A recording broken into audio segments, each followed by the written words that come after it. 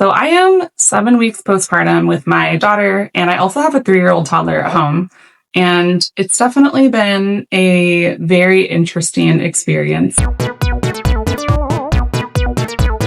In my video today, I'm sharing what it's been like so far having a toddler at home and also a newborn baby girl. In case we haven't met yet, my name is Kalina. I am a full-time mom to a 3-year-old toddler boy and also a 7-week-old baby girl. And in my channel, we're keeping things really informative and encouraging and talking about all things parenting, mindset, motherhood, woo-woo products, and organic non-toxic living. So if that interests you, go ahead and like and subscribe for new videos every week. Let's first talk about the things that are going really well. It's been a couple years and I kind of forgot how simple a newborn actually is. Not easy, just simple. So I feel like it's really straightforward to kind of troubleshoot through most things with my daughter. It's either that she's hungry or she wants to be held or she has a wet diaper or she has gas or needs to be burped. And those things I just kind of cycle through, and eventually I'm going to hit the nail on the head with one of them, and then she settles and is chill and sleeps and feeds and is great. The toddler, on the other hand, is definitely a juxtaposition to that. So we have a lot of big feelings, a lot of opinions, and of course some totally natural increased dysregulation just with all the changes between having me full-time with the baby instead of full-time with him all the time, and just sharing my time between the two of them, and also just adjusting to having another kid in the house and spending more time with dad, and all those changes that go along with just becoming an older sibling. Feeding is also going really well. So this is my second nursing and breastfeeding journey, and it's so much easier this time around. I feel like I really know what I'm doing. I started with a really strong supply, in part, I think, due to the fact that I started expressing colostrum by hand while I was pregnant at about 38 weeks. So with a strong supply, my baby is gaining weight really fast and is super strong and healthy. So that's something that I just feel really blessed about and just really at ease with, knowing that my baby is getting enough to eat every day. My husband has been amazing. He has taken on basically all of the household chores. So all the dishes and the laundry and the cleaning, he's really taken on probably 95% of that. I do what I can here and there. Usually if my toddler's doing something or if I'm able to involve him in what I'm doing and I'm wearing her, it makes it a little bit easier and I can contribute. But for the most part, he's been a total rock star, just taking all that stuff on and also running point on my toddler boy by himself, which has been awesome. Another thing that's gone really well is just the support system that unexpectedly has shown up in a really profound way, with just people coming to the house, giving us some food. A couple of my friends recently had their second child, and it's been great just getting all of their hand-me-downs. So from clothes to baby swings and little docking stations. I feel like I've had to buy so much less this time around, not only because I actually know what I need, but because I'm just getting some things as hand-me-downs for free, which is awesome. If you're curious to see what products I'm actually using versus what I thought I'd be using, check out this video.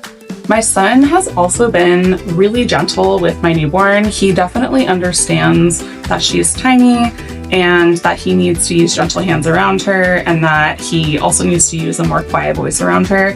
It doesn't happen all the time, but I feel like even in moments of dysregulation with my husband and I, around her, it's almost like a little bubble where he knows that it has to kind of stop whenever it gets towards the baby. So I really appreciate his awareness, and I'm actually really impressed by that level of awareness at only 3 years old. So that's something that's also going really well. Quentin, time for sleep. So let's talk about the things that are challenging. Sleep, just poor old, good old sleep. It's really a mixed bag right now. Last night she was up for 2 hours in the middle of the night for no apparent reason. And then the night before she slept for 4 hours, and then increments of 2 hours after that until the morning. And then some other nights she takes 2 hours to go down, and then she sleeps for 2 hours and then 1 hour at a time. So it's kind of all over the place. And I know that that's par for the course and it is temporary and that it will get better, but just not knowing what kind of sleep the night is going to bring and feeling like I'm constantly woken up in the middle of the sleep cycle has just been really, really tough brain-wise. Dysregulation in my toddler has also been a challenge because it's definitely picked up. His aggression is picking up too, because I learned that boys 3 to 6, which my toddler just turned 3 a couple months ago, they have almost as much testosterone in their bodies as a pubescent boy. Holy shit! While I'm not super surprised at this age anyway, because I know it's developmentally natural, I just have seen such an increase in his kind of aggression and wanting to be more physical with things. And I'm really struggling as a postpartum mom who's constantly baby wearing as well during the day to really find productive ways to channel that energy so that I don't feel like I'm mad or frustrated at him all the time and that he's not doing something wrong. He just is at a heightened state of hormones at this particular time, and just finding ways that he can channel that energy into a way that's not harmful for anyone or frustrating for anyone. That's been a really, really big challenge. Sleep time with my toddler has also been a challenge because I would say he misses 2 or 3 days out of the week for his naps right now, which is a really big deal and makes a huge difference in how our family interacts and how the days go towards the end of the day after he misses those naps. I definitely notice that it's just really hard. Sometimes it feels like a slog until bedtime, which I know sounds so terrible. And I try to find positive moments during that entire time because it's not all bad. But between the lack of sleep on my end and then my husband taking on all of this extra stuff, and then my toddler not really sleeping as well in the day, it just leads to more dysregulation in the evening and just more chaos in general in our home. Something else that's also been really hard for me is going from hanging out with my little bestie, 100% invested every single day as a full-time mom, to I feel like barely even seeing my toddler some days. This morning, for example, I actually woke up earlier than my newborn and I got my toddler and we had a really good time in the morning, just having some one-on-one time. We read some stories, we started to eat some food, and it was just nice to get that connection and build that connection with him first thing in the day so that he felt prioritized. Not all mornings have been like that. It's been kind of chaos waking up in the morning with the baby, and my toddler has already started doing something insane with my husband, hitting or kicking or, yelling or something. Trying to carve out that quality time with my toddler in the middle of some of that dysregulation. Meanwhile, my newborn baby is needing me. She's constantly nursing. She gets, fussy. If she's down too much, I have to look at her wake windows, and just kind of trying to manage that connection and make sure that we're still spending time together, even though I know it's in a naturally reduced capacity, has been really hard because I really miss my toddler. I feel like a terrible mom sometimes because sometimes I can't even get through reading him a story because my newborn needs me. And when she's crying and that cortisol is spiking in my body and everyone is getting stressed because of the noise that she's making because she needs something, I have to break away and I have to prioritize her. And honestly, it feels really heartbreaking to have to step away from my toddler and feel like I just can't give him what he needs in that moment. I'll share a few things that have been helping with those more challenging moments. Number one is just relying on help whenever I can get it. I'm someone who's very independent and it's hard for me to accept help from people. I feel like they offer it often, but I almost always refuse. And especially with 2 kids now, whenever someone offers to help, my answer is always yes. So whenever they say, hey, can I come over and do blah, blah, blah, the answer is always yes. I just say, yeah, come over whenever. Whatever you want to bring is fine. If they want to send me food, great. Wherever you want to get it from, any day you want to send it, yes, thank you. I started a homeschool co-op a couple months ago. Oh, my friend wants to lead this week. That's totally fine. Yes, please do that. My husband gets mad at me for trying to do the dishes while I'm holding the baby and I'm managing my toddler and says, just leave it there. I'll do it when I get back. Okay, fine. We'll do that.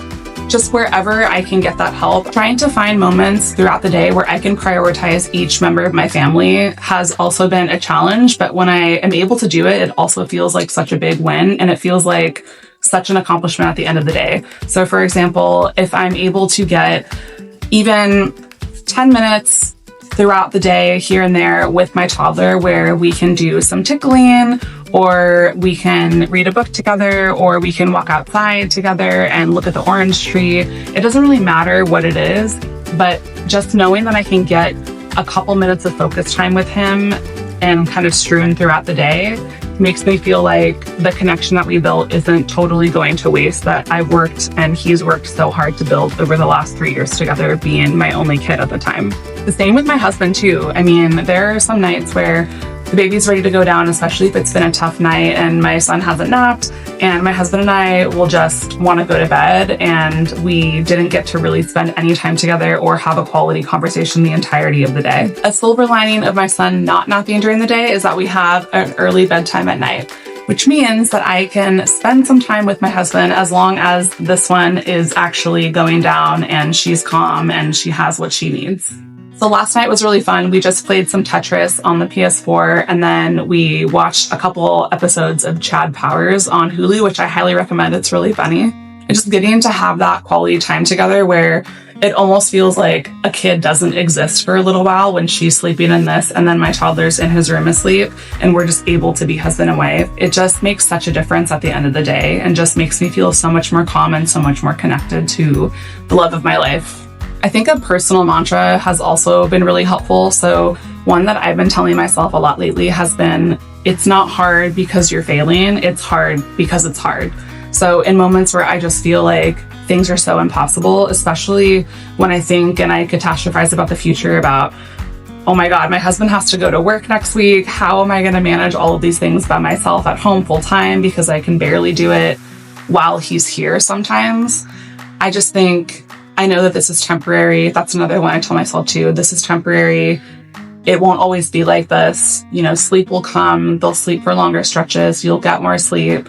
And it's not hard because I'm inadequate or I'm doing something wrong or I'm failing in some way. It's hard because this is just a challenging season of life. So if you're a new parent in the trenches with subsequent children, just know that you're not alone. This is a really tough season. It's hard because it's hard, and that's okay. It won't last forever. And I'm sure in a couple years we'll look back and we'll miss some of the things and remember fondly some of the things that maybe were a bit frustrating or seemed impossible to manage at this stage, because they grow up really fast and they don't stay little forever. So I'm really trying to find peace and gratitude in all of these challenging moments and just be grateful for the little wins as they come. And I hope that you can do the same. Thanks for watching, and I'll see you in the next one.